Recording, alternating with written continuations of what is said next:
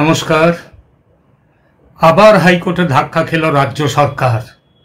সন্দীপ ঘোষের দুর্নীতি ধামাচাপা দিয়ে তাকে বাঁচাতে এবং সেই সঙ্গে সন্দীপের মদতদাতাদের কুকীর্তি যাতে ফাঁস না হয় তার জন্য তড়িঘড়ি করে হঠাৎই স্পেশাল ইনভেস্টিগেশন টিম বা সিট তৈরি করে এগিয়ে যাচ্ছিল রাজ্য সরকার। তদন্তের নামে দুর্নীতিকে কার্পেটের নিচে পাঠাবার দায়িত্ব পড়েছিল 4 পুলিশ কর্তার উপর।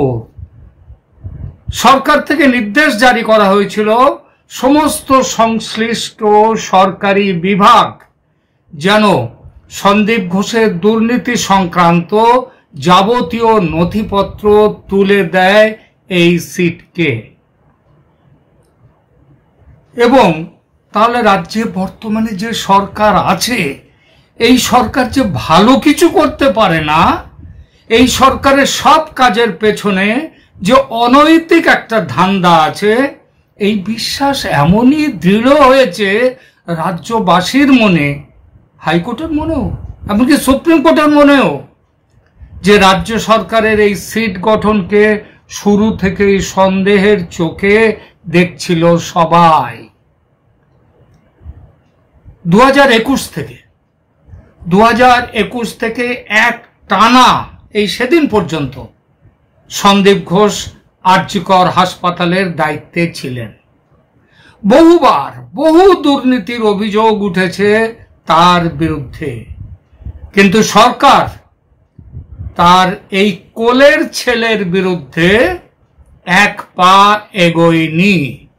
এমনকি গত বছর 2023 সালে ওই আরজিকরেরই প্রাক্তন ডেপুটি সুপার আক্তার আলী তিনি অভিযোগ তুলেছিলেন।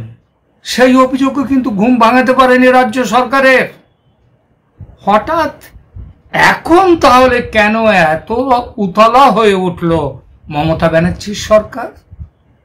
বলবো সে কথা। প্রিয় দর্শক, মানুষের পাশে থাকা ক্যালকাটা ডায়ালগস থেকে মনোজ দাস বলছি। নমস্কার ও শুভেচ্ছা জানিয়ে সবাইকে শুরু করছি আজকের প্রতিবেদন। প্রথমে শুনুন, ওই যে আক্তার আলী সাহেবের কথা বললাম, সেই আক্তার আলীর তার নিজের মুখে করা তার নিজের যে অভিযোগ, সেই অভিযোগটার কথা प्रथम उनके करप्शन के अगेंस्ट में, उनके मैल प्रैक्टिस के अगेंस्ट में, फिनेंशियल लिटिगेशन और कुछ स्कैम था जिसके अगेंस्ट में मैंने कंप्लेन लगाया था। आज मैंने हाई कोर्ट में केस भी फाइल किया है, क्रिमिनल केस किया है, वो केस रजिस्टर हो गया और उसका वो कल एडमिशन हियरिंग है।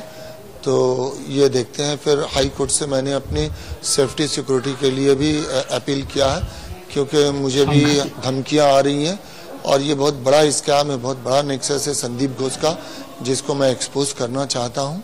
क्या है ये बहुत सारे, जैसे बायोमेडिकल वेस्ट का, जैसे डेड बॉडी का, जैसे टेंडर दे करके कमीशन लेना, छात्रों को फेल कराना, फेल करके पैसे लेना, और जैसे इलीगल जो स्टॉल कियोस्क है ये सब बिना टेंडर वगैरह के रेंट पे देना।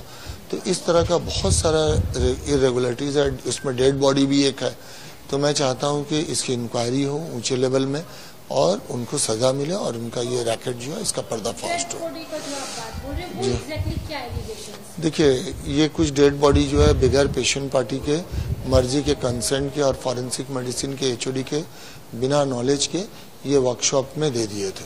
तो इसके अगेंस्ट में एक इंक्वायरी कमेटी हुई थी, नेशनल कमीशन में कंप्लेन भी हुई थी, हाई कोर्ट में भी पीएल हुआ था। डिपार्टमेंट ने कोई इंक्वायरी नहीं बैठाई? बहुत कुछ हुआ, सब कुछ हुआ, लेकिन पता नहीं आज तक कुछ हुआ नहीं इनका आज तक अभी तक तो कुछ हुआ नहीं है। ऐसा बोला जाता है कि काफी रसूख वाले रहे हैं। हाँ, ये तो समझ में आता है, क्योंकि 2 मरतबा इनका ट्रांसफर हुआ, फिर ट्रांसफर होने के बाद दोबारा आके ये पोस्ट पे बैठ गए। आपको लगता है कि डायरेक्ट जो हेल्थ मिनिस्टर है उनका इनके साथ में कोई? नहीं, ये मुझे नहीं लगता, और ये मेरे लिए बोलना मुनासिब भी नहीं होगा, क्योंकि जो चीज मेरे नॉलेज में नहीं है मैं कैसे बोल सकता हूँ। आपका भी वहाँ से ट्रांसफर किया गया था, क्या वजह थी? ट्रांसफर क्योंकि मैंने इनका पर्दाफाश किया था, इनको एक्सपोज किया था, तो इसलिए मेरा ट्रांसफर इन्होंने करवाया।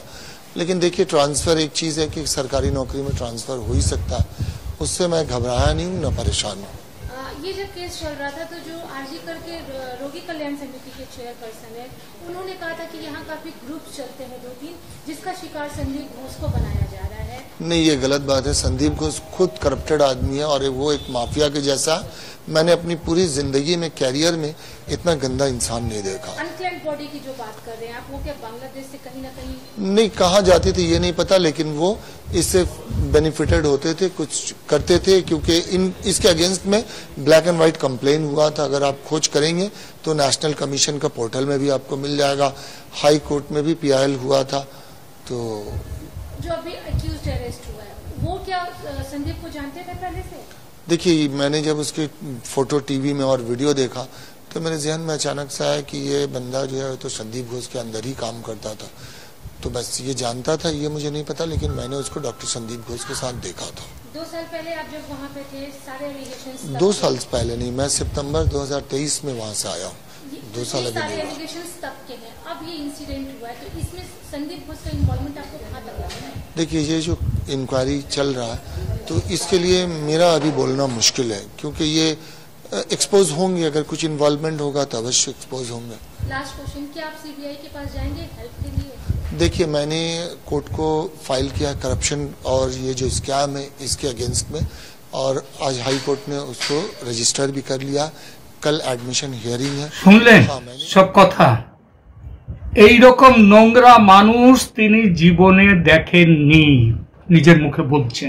এর আগে এই বিষয়ে করা গত পরশুর ভিডিওতে জানিয়েছিলাম শ্রী আক্তার আলীর দায়ের করা মামলার শুনানি স্থগিত ছিল হাইকোর্টে। সুপ্রিম কোর্টে আরজিকর সংক্রান্ত মামলার শুনানির প্রেক্ষিতে গত পরশু বৃহস্পতিবার সুপ্রিম কোর্টে সেই শুনানি হয়ে গেছে। নাস্তানাবুদ হয়ে গেছে রাজ্য সরকার, 21 জন উকিল নিয়েও কিছু করতে পারেনি। তারপর গতকাল শুক্রবার হাইকোর্টও শুনেছে শ্রী আলীর করা এই মামলাটি। বিচারপতি রাজর্ষি ভরদ্বাজের এজলাসে শুনানি শুরু হতে রাজ্য সরকারের কৌশলীরা, টাকার তো অভাব নেই রাজ্য সরকারের, শুধু দিয়ে দেওয়ার বেলায় টাকা জোটে না, সব ব্যাপারেই জোটে। তো সেই সিট গঠনের কথা তুলে বলার চেষ্টা করেছিল সন্দীপ ঘোষের বিরুদ্ধে ওঠা দুর্নীতির অভিযোগের তদন্তে তারা কতটা তৎপর সেটা কোর্টকে বলেছিল, কিন্তু সে কথায় চিড়ে ভেজেনি। জাস্টিস রাজর্ষি ভরদ্বাজ তার রায়ে বলেছেন, subsequent to the hapless incident on 9th August, the inquiry into the same was transferred to the CBI.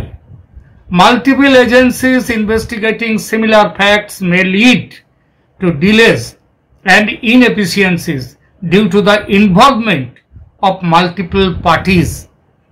Therefore, the court directs that the SIT investigation into Sandeep Ghosh be transferred to the CBI.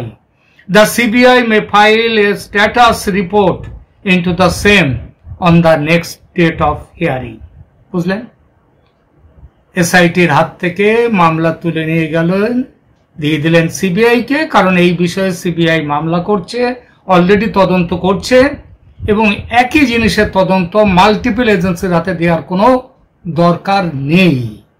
ব্যাস হয়ে গেল রাজ্য সরকারের ধামাচাপা দেওয়া সিটের গঙ্গা যাত্রা। রাজ্য কি এই রায়ের বিরুদ্ধে সুপ্রিম কোর্টে যাবে?